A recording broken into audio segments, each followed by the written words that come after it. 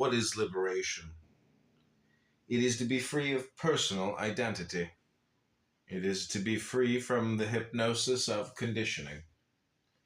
To be free from the magnetic influence and compulsiveness of the psychological mind. It is to recognize that you are not an object, that this body is an inadequate representation of being, and is only a vessel through which consciousness and the vital force act in their portrayal called life. Om.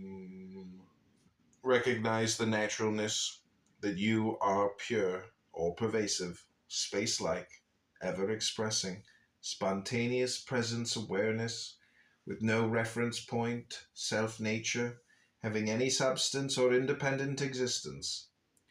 Failing to recognize naturalness, the unity of appearance and emptiness, space and its content, delusion happens and there is a grasping of our fixation on appearance, me and the other, seeming duality. Without that fixation there is freedom as naturalness. Delusion dissolves, and evenness, non-duality, remains the natural state, simply this, nothing else.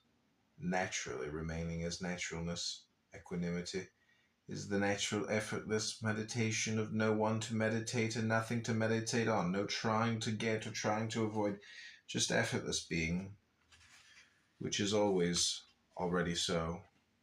Recognize this again and again. Try to remember the main points. Birth and death are like going to sleep at night and waking up in the morning. When you go to sleep at night, you die. And when you dream, it's like being on an astral plane. And when you wake up in the morning, it's like being born. Through those states of consciousness, somebody exists, and that somebody is none other than you. In other words, you are aware of dreaming. You are aware of sleeping. You are aware of waking up. You are aware of dying. And you are aware of being reborn. Somebody is watching all this. That's you. You exist through all those states. Abide in your existence, not in the states. Ignore the fake consciousness. Abide in the reality, which is called absolute awareness, consciousness. Abide in that and be free. Om. Enlightenment is the sudden realization that non-duality, not duality, is the reality of our experience.